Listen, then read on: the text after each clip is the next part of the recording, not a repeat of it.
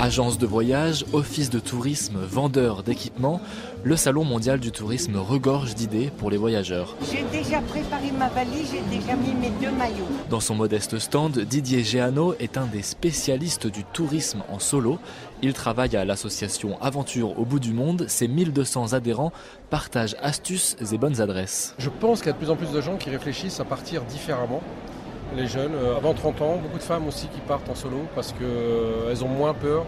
Et quand on part en autonomie et en indépendant, en individuel, si vous voulez, ça permet aussi de concrétiser son voyage, de le préparer soi-même.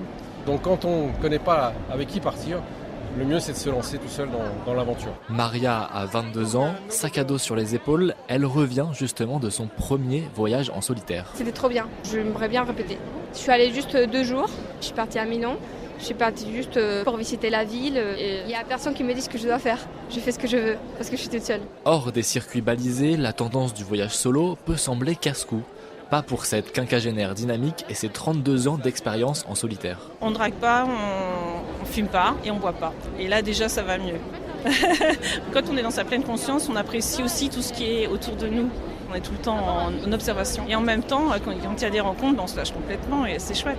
Des rencontres, par exemple en auberge de jeunesse ou lors d'une nuit chez l'habitant quand on ne dort pas à la belle étoile. Ce sont autant de solutions pour ménager son budget et c'est plus facile en solo. Ça ne me coûte rien. Je suis allée par exemple au Ladakh, qui est un pays à 5000 mètres, au nord de l'Inde. Et ça m'a coûté avec le billet d'avion moins de 2000 € pour 1 mois et demi, par exemple. Alors que les gens, ils vont au Ladakh pour 4500, 5000 € pour 15 jours. Philippe Mellul est un expert en la matière. Il a visité les 197 États indépendants du monde, souvent en solitaire. Il apprécie particulièrement les échanges culturels que ces conditions permettent. Comme on est seul, on s'imprègne plus des contacts avec la population. On recherche le contact, donc on va plus vers les gens, mais les gens viennent plus vers vous aussi. Parce que quand ils voient un couple, ils se disent on ne va pas les déranger, alors que si c'est une personne seule, le contact se fait plus facilement. Selon une étude menée par le Salon mondial du tourisme, près d'1 voyageur sur 4 prévoit de partir seul cette année.